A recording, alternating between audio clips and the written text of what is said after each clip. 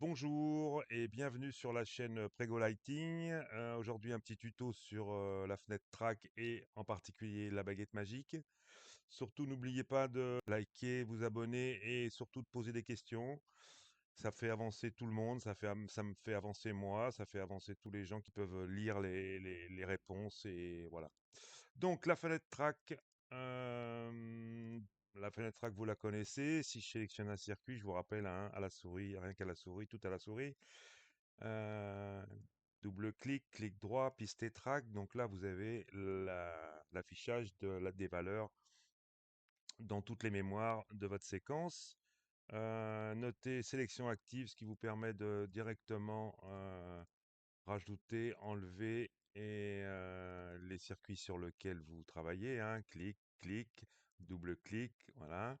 Et là, le texte pour opérer un peu plus facilement dans la séquence en fonction des choses que vous voulez faire. Euh, j'ai fait ce tuto parce qu'en fait, j'ai refait un spectacle là, avec le régisseur qui part en tournée et j'avais pas mal de modifications à faire sur la séquence.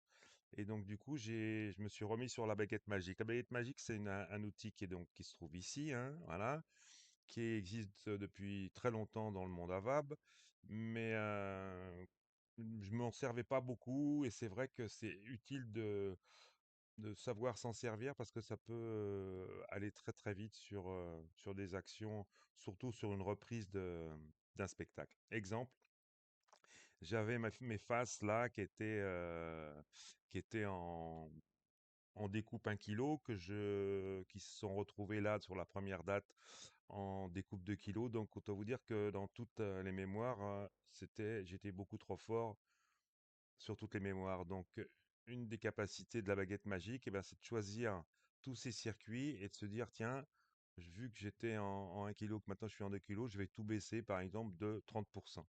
Donc, je fais un décrément proportionnel. Je choisis tous les objets. L'objet, quand on parle d'objet, on parle d'une d'une mémoire. Si d'un seul coup, je sélectionne, si d'un seul coup, je sélectionne, pardon, si d'un seul coup, je sélectionne avec contrôle plusieurs mémoires. Là, vous voyez que j'ai 3 objets. Je peux travailler sur les objets que j'ai sélectionnés. Là, moi, je vais travailler sur tous les objets de ma séquence et je vais baisser tout ça de 20%. Donc, je baisse tout ça de 20%. Vous voyez, là, par exemple, j'ai des projecteurs à 20, à 100, à 89.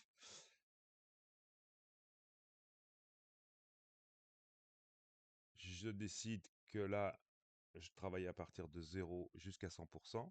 C'est-à-dire sur tout l'ensemble du spectre des valeurs de mes projecteurs. Et là, je fais exécuter. Voilà. Et donc là, j'ai bien enlevé 20% là, 20% là. Et donc, comme je suis en décrément proportionnel, ce qui permet de garder quand même la différence d'intensité sur les valeurs 100 et sur les valeurs faibles. Voilà. Donc, ça, c'est la première chose. De la même manière, si c'est l'inverse, eh ben, vous faites un incrément proportionnel. Et là, je remonte tout de 20%.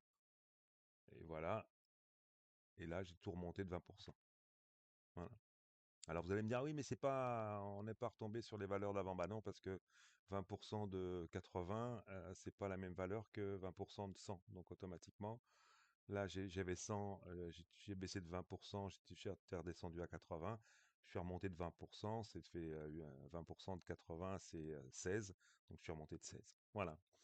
Vous pouvez aussi de la même manière décider d'effacer. Donc là, ben, je fais affecter une valeur, j'affecte la valeur 0 et j'ai effacé complètement. Ça, c'est très utile. De la même manière, vous pouvez, si d'un seul coup, vous dites, ah tiens, mon circuit 1, maintenant, c'est le circuit de mes services derrière, je les veux dans la séquence, parce qu'il y a un moment, je vais les avoir à 0, mais je les veux à 80% en permanence dans toutes les mémoires, sauf celle-là, parce que je sais que ça, c'est un noir et que je veux que ça soit à 0. Voilà. J'ai tout mis mon circuit de service à 80% dans toute ma séquence, sauf le moment où j'ai un noir. Je vais remettre tout ça à 0, donc je vais remettre à 0 le circuit 1. Voilà. Maintenant, je veux copier le 2 sur le 1 pour remettre comme c'était à peu près. Et ben là, je sélectionne le 2, je fais copier. Et donc là, j'ai bien ma source 2 ici qui est sélectionnée et qui va donc être copiée sur le circuit qui est aussi dans la fenêtre de tracking. Voilà, j'ai copié directement mes valeurs du 2 sur le 1. Voilà, donc je trouve que c'est un outil quand même qui est très utile et très très rapide, quand on le maîtrise en quelques secondes. On a copié le circuit 1, si d'un seul coup, c'est une utilisation aussi que j'ai fait pendant la reprise, c'est que eh ben, mon circuit 4, il avait disparu et je voulais que j'ai rajouté par exemple, j'ai rajouté une phase, donc là j'ai mes trois phases et j'ai rajouté une phase sur le circuit 4 qui ne me servait plus, donc que j'avais déjà supprimé. Donc affecter une valeur 0, ok. Donc là j'ai bien affecté ma valeur 0 sur tout mon circuit 4. Et maintenant comme j'avais rajouté une phase, alors évidemment, après vous allez devoir la rectifier dans la conduite, mais euh, je vais déjà copier de façon que j'ai mes quatre phases qui soient à peu près dans les mêmes valeurs. Et donc, si je fais 3, 4, je sélectionne le 3 et que je fais copier, voilà. Et ben voilà, j'ai directement copié mon circuit 4. Donc maintenant, j'ai bien mes quatre phases qui sont à peu près des mêmes valeurs en fonction de ce que j'avais fait sur la séquence de la création. Voilà, on a fait à peu près le tour. Vous voyez, incrément proportionnel, incrément absolu, décrément proportionnel, décrément absolu, affecter une valeur, copier. Voilà, vous faites ce que vous voulez, vous choisissez le circuit cible.